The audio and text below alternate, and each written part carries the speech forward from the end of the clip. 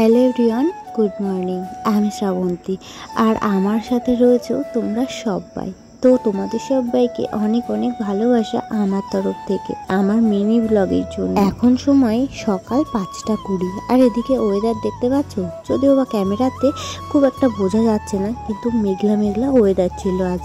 এখন বাজে 5:20। এদিকে দেখো ছেলেকে ঘরের মধ্যে গান করতে বসিয়েছি আর আমি এদিকে বাইরে কাজ করছিলাম। আজ অনেক সকালে ওঠা হয়েছে, সেই 4:30-র সময়। তাই দেখো দুটো আম পেয়েছি। এগুলো কিন্তু আমাদের গাছে না, আর আমাদের গাছের আম কিন্তু নেই, তোমরা সেটা সবাই খুব ভালো করেই জানো, কারণ আগের দিনকে আম পেড়ে নিয়ে গেছে সমস্ত আম। তো এগুলো লোকের গাছের আম। আর ওদিকে ফুলও তুলে নিয়েছিলাম। ওদিকে বাসি কাজকর্ম সেরে আমি একটু চা করে নিয়ে বসেছিলাম। আর এইখানে দেখো ছেলেকে কিন্তু দুধ বিস্কুট দিয়ে দিয়েছি।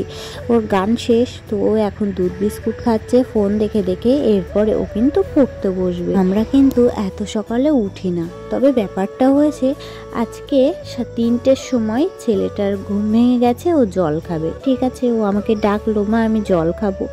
তো আমি তখন উঠে ওকে জল দিলাম।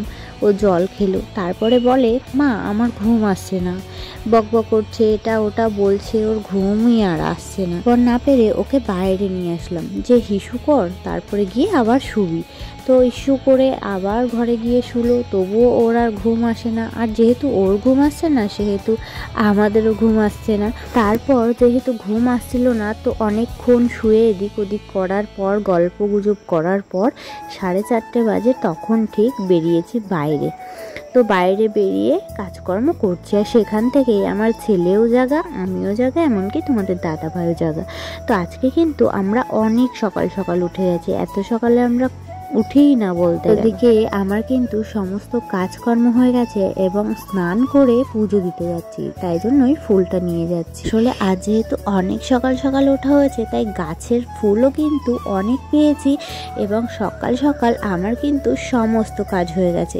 তো এদিকে দেখতে পাচ্ছ কি সুন্দর সাজিয়ে গুছিয়ে ঠাকুরকে দিয়েছি আজকে। যেহেতু হাতে অনেক টাইম ছিল, সেহেতু সুন্দর করে সাজিয়ে গুছিয়ে দিয়েছিলাম। তো ওদিকে ঠাকুরকে দিয়ে আমি চলে এসেছি সোজা রান্নাঘরে, ভাত বসিয়ে দিয়ে। আর আজকে বাজার খুব একটা ছিল না, তো কি রান্না করব ভাবতে ভাবতে হঠাৎ দেখি ফ্রিজে এই যে বিট গাজর অল্প কটা ছিল, তো সেটাই ভাজা বসিয়েছি। আর আপাতত কিছু ছিল না, এদিকে ফ্রিজে একটুখানি ডাল সিদ্ধ করে রাখা ছিল।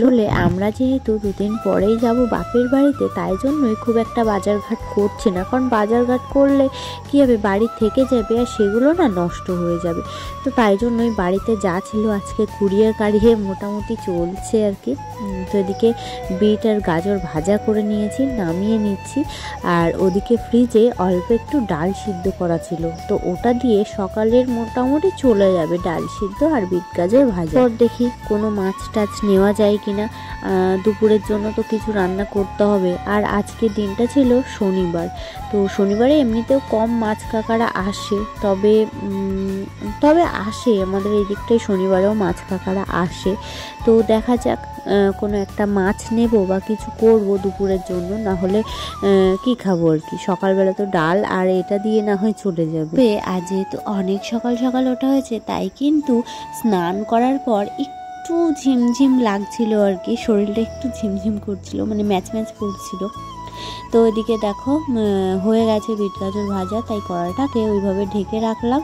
আর এইদিকে দেখো তোমাদের দাদাভাই সকালে ডাল সিদ্ধ দিয়ে খেয়ে দিয়ে চলে গেছে, আর আমি মাছ কাকার কাছ থেকে তেলাপিয়া মাছ নিয়ে মাছ ভাজা করে মাছের ঝোল বসিয়ে দিয়েছি গ্যাসে। আর এইদিকে দেখো এই যে খাবারের মেনুতে দেখো সকালের কত কি রয়েছে, ডাল সিদ্ধ রয়েছে, আর এই ভাজা দিয়ে মেখে ছেলেকে খাওয়াচ্ছি এখন মাছ ভাজা দিয়ে, দেখতে পাচ্ছ। এটা দিয়ে আমিও খাচ্ছি। তো সকালের খাওয়া দাওয়া কমপ্লিট করার পর বললাম তাড়াতাড়ি করে স্নান করতে, তাহলে আমরা কিছুক্ষণ শুয়ে ঘুমিয়ে নিতে পারবো। ওই এখন ধরো 10:30 বাজে, 10টার সময় খেয়েছি, এখন সময় 10:30। তো 10:30 থেকে মানে 10:30টার সময় ও স্নান টান করে রেডি হয়ে আমরা 11টার সময় শুয়েছি। আর উঠেছি কখন জানো, ঠিক দুপুর 2টোর সময়। তো যাই হোক, এতটা লং টাইম ঘুম দেওয়ার পর শরীরটা ভালো লাগছিল।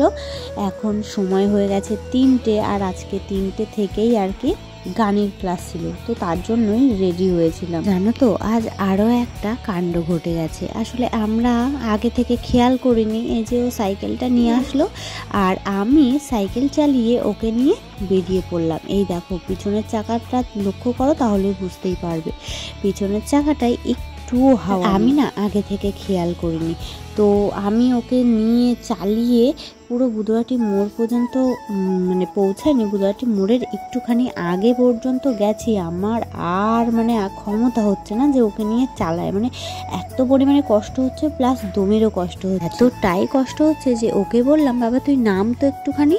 তো ও নামার পর, আমি সাইকেল থেকে নামার পর দেখি সাইকেলের পিছনের চাকা একদমই বসে রয়েছে।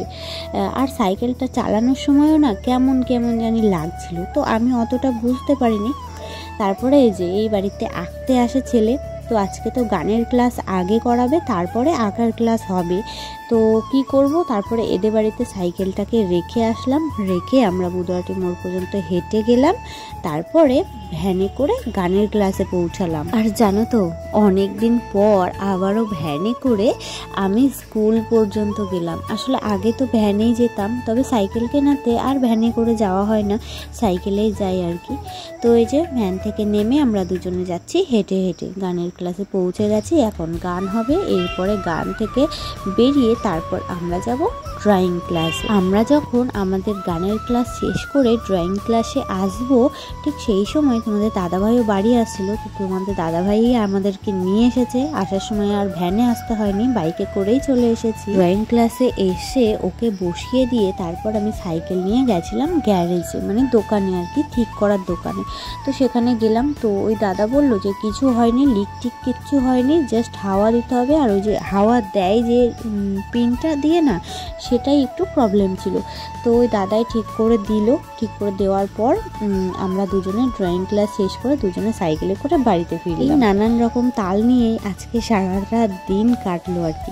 তারপর দেখতে পাচ্ছ হাবড়ায় চলে এসেছিলাম, আসলে কিছু জিনিস কেনাকাটার ছিল, তো সেগুলো কেনাকাটা করতে। আমরা কম বেশি সবাই জানো আমার ননদের বিয়ে আষাঢ় মাসে, তো তার জন্যই আর কি কিছু কেনাকাটা করতে এসেছিলাম। সেও গেছিলো, মানে আমার ননদ গেছিলো, আমি গেছিলাম, আর তোমাদের দাদাভাই গেছিলো, আমরা তিনজন মিলেই গেছিলাম। কেনাকাটা করতে করতে ঝমঝমিয়ে বৃষ্টি নামলো। এখন সময় রাত 10টা, আর কেনাকাটা করতে করতে এমন বৃষ্টি নামলো যে শেষ পর্যন্ত আমাদেরকে ভিজে ভিজে বাড়ি আসতে হলো। যাই হোক, আজকের এই ছোট মিনি ভ্লগটা এ পর্যন্তই। কেমন লাগলো অবশ্যই কমেন্টে জানিও।